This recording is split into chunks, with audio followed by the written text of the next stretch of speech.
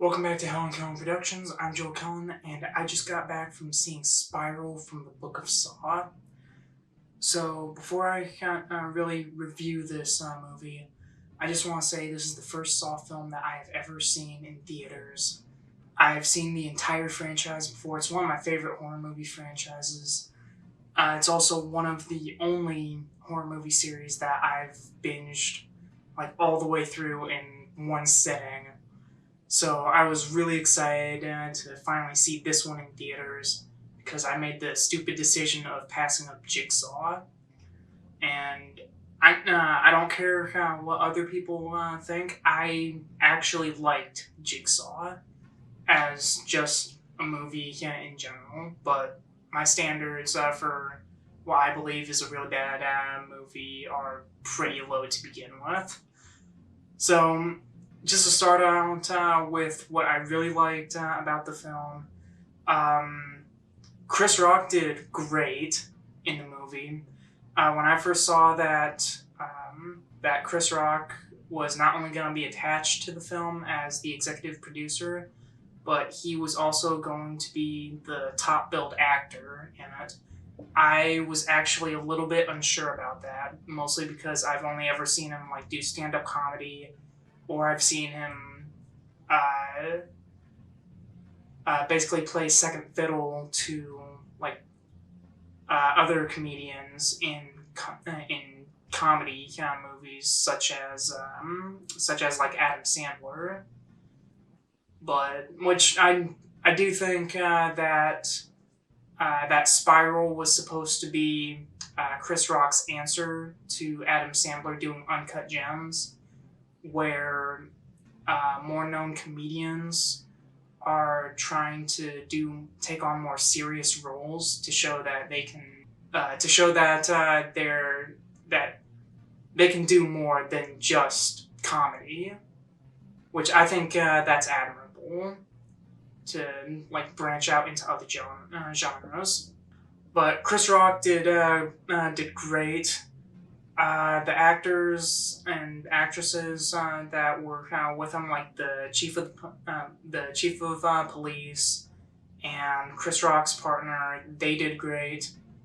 The only other guy who had a ton of star power behind this movie, Samuel Jackson. He was fantastic in basically every scene he was in. His interactions with Chris Rock were pretty great. I felt that they really bounced off each other in the scenes that they were in. The story was all right. It was pretty easy to follow, where basically you have a Jigsaw copycat who's hunting police officers, and dirty police officers at that. So the whole movie is basically following Chris Rock's character, Detective Zeke Banks, as he tries to find out who is this new copycat killer. And I don't know if this is a spoiler or not, but when the killer is revealed, it's not one of those. Well, he was a secret apprentice to Jigsaw after he died, like with Hoffman or Logan or Gordon in the previous movies. This guy was just purely a copycat. He saw John Kramer's work from the previous films or previous events, and he decided that he was going to use that as an MO to take down these crooked cops. I kind of liked that because back during Jigsaw, they already did the whole secret apprentice that nobody knew about, like before Hoffman, before Jill Tuck, before Amanda Young, before Lawrence Gordon. And if they tried to say that this copycat killer was like another apprentice to Jigsaw, like before all of those other characters, I wouldn't have liked it. So I thought that was a pretty cool direction that this film went in. The traps were pretty creative, in my opinion.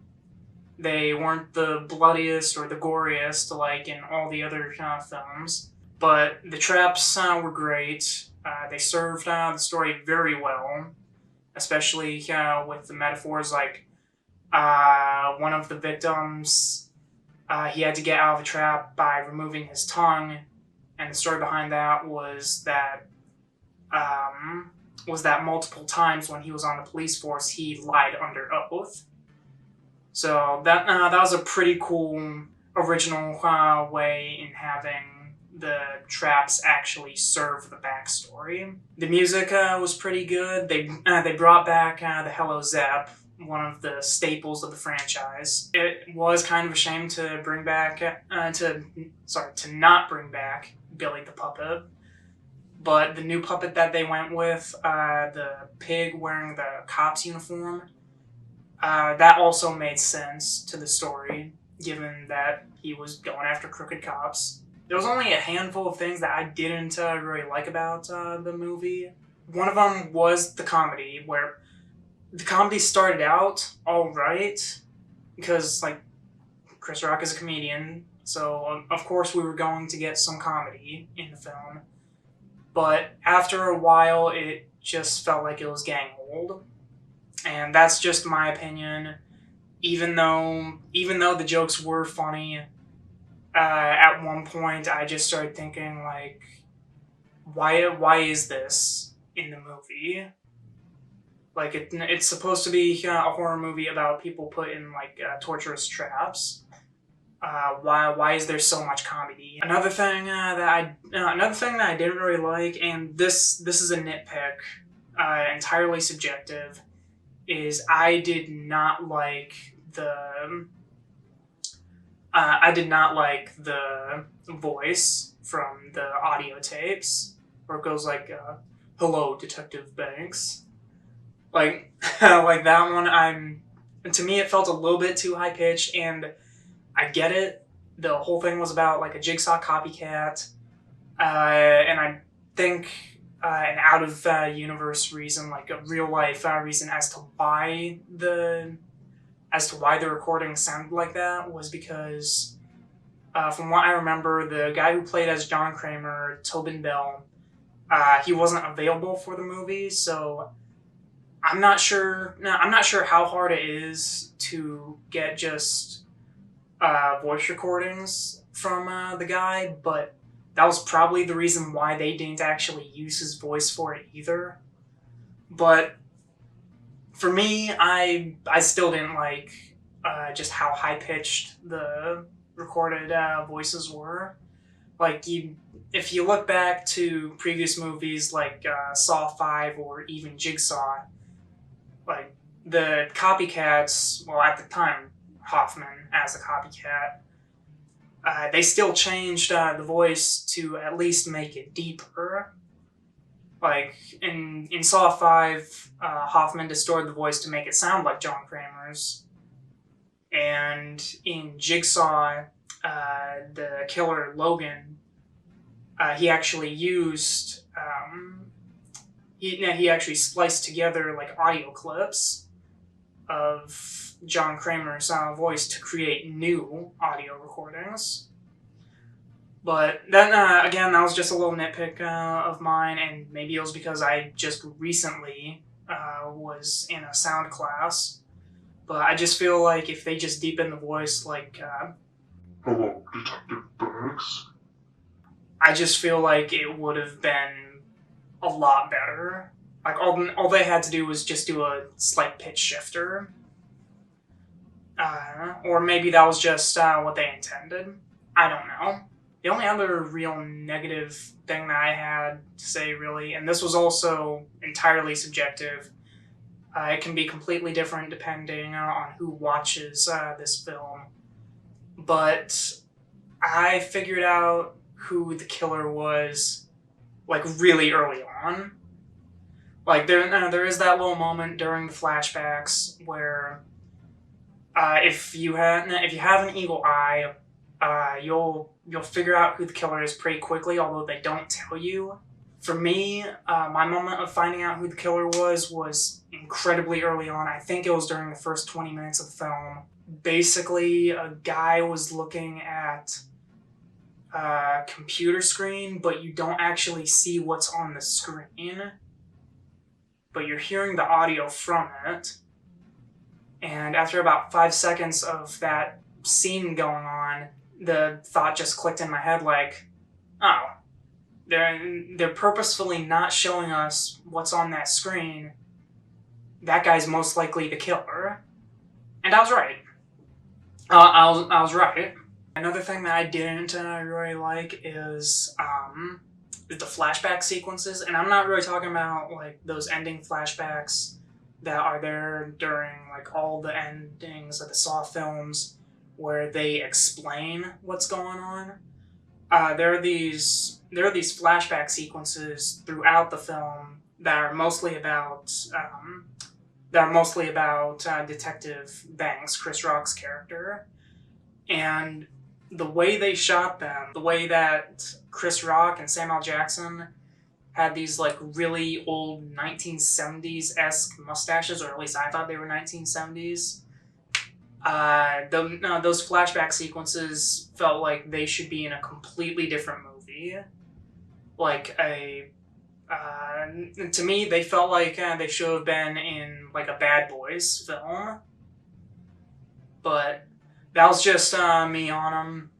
And I guess one final nitpick is that there's one specific scene where the camera zooms in on Chris Rock's face, and while it's doing it, it's doing that like shaky cam effect, where the picture kind of starts like rapidly moving.